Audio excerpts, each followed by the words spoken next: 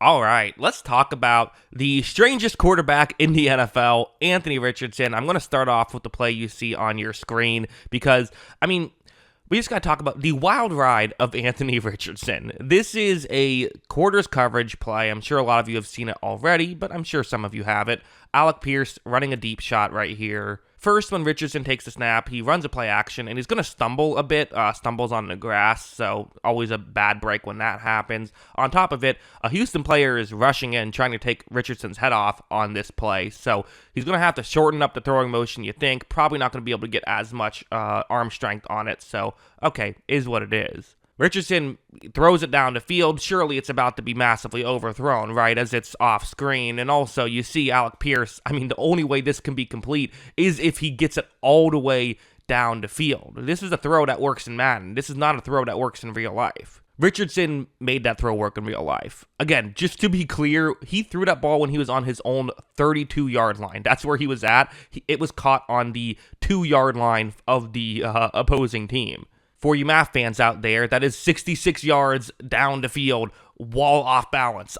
This is absurd, and this play alone tells you why he was drafted when he was drafted. And honestly, if you just watched his highlights, you'd be like, how is this guy not the next Patrick Mahomes? Because this one's a good example. It's a 2nd down and 5. You see the route on your screen, going to try and get into a gap in coverage. Okay, simple enough. However, when this play begins, Richardson is going to be pressured, and he's going to have to roll outside the pocket. So now he's throwing off balance. It is open, but again, you're throwing off balance. That's difficult to do. However, Richardson makes a beautiful throw and really well-timed throw as well against the Texans, where there was kind of a window for that to be made. Threw it at the perfect time.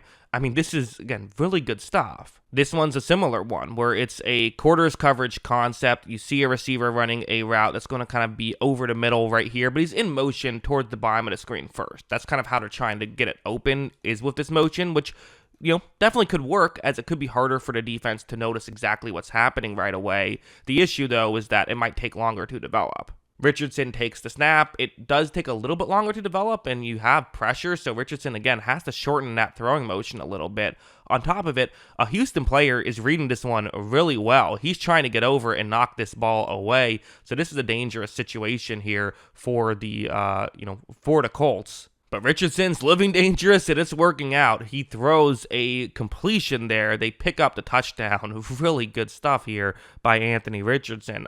This is high degree of difficulty stuff. These are I think PFF has a stat like big time throws. This is big time throw after big time throw. Something like this. It's a 3rd down and 5. And what's great about Richardson too is you can't play certain coverages against him. This is a man coverage play. You just can't really do this typically. It's a 3rd down and 5.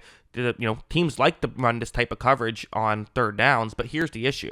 Richardson takes the snap, reads the coverage, also reads that nothing's really that open, and thinks, well, wait a second. If you're playing man coverage, okay, that means there's going to be 4 defensive linemen rushing me. They're paying attention to me. But then there's only 2 other players on the field who are even looking Richardson's way. So all you have to do is avoid those 2 players. So when Richardson steps up, one of those players was in coverage, so he was going to cover someone. And because of this, Richardson picks up not just the 1st down, but a lot more yards after the fact. Having a rushing quarterback just does so much good for your team. And this is a great example of it.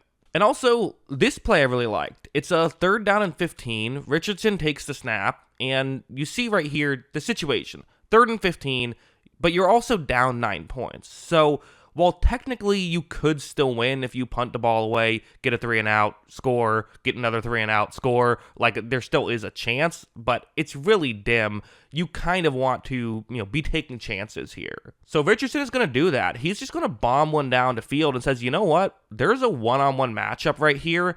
I'm just going to take this swing. And I love this. This is the kind of thing where if a quarterback gets an interception here, everyone says, well, can't turn the ball over because no one actually watches the games. We just read the box scores, right?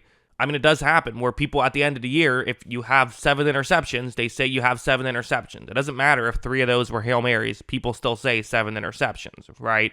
But that being said, it helps your team win, and Richardson's going to try and help his team win. And look at how well this works out. A great offensive play, right? That's the main thing you have to say by the receiver. But still, I like that Richardson was willing to do that. Yes, I think that was Alec Pierce. Got to give him the credit. I think he was kind of the star on that play.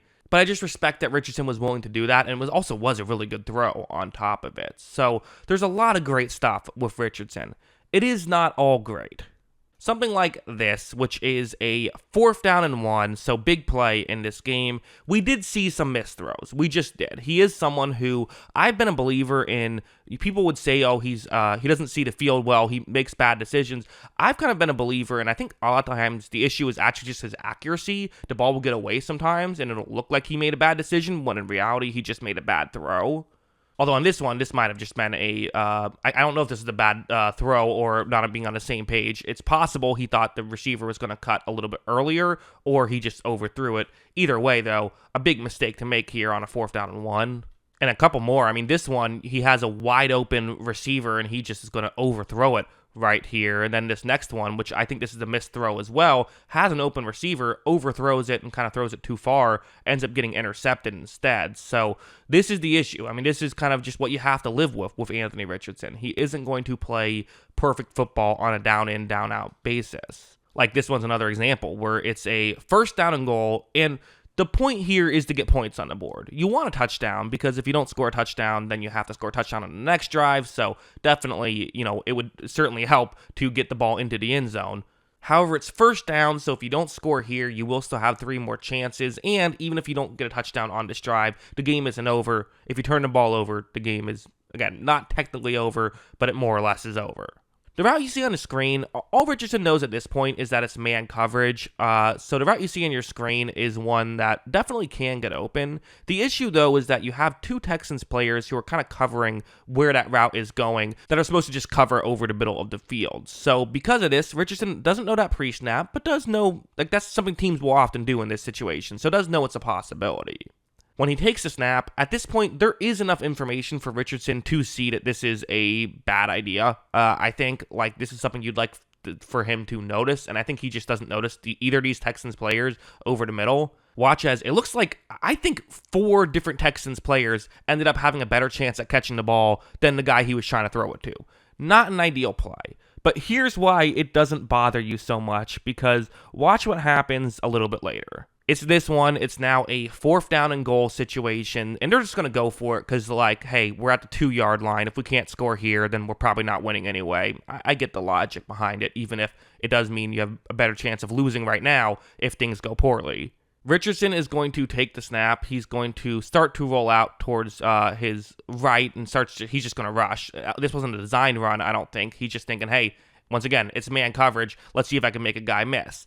The issue is one of the this is a goal line situation. So instead of having safeties deep, they're a lot closer. One of the players who's watching Richardson coming in, trying to make a tackle, but the emphasis is going to be on trying, as watch Richardson power forward. He gets the touchdown that keeps the game alive for the Colts. They ultimately lost, but I think Richardson's good massively outweighed his bad in this game. There was some bad, and he's going to give you some bad, but if this is who Richardson is, the Colts have a good quarterback. That's kind of how I view it. We'll see. Certainly we will see how, can he clean up those mistakes and how good can he be? But again, this is why you draft a guy like Richardson. It's the Josh Allen thing. Can we fix some of the issues? Because if Richardson hits his potential, he's just going to be a far better player than some of these other guys if they hit their potential because of how physically gifted he is. But yeah, those are my thoughts. What are yours? Let me know in the comments below. Always love hearing from y'all. And of course, as always, thanks for watching.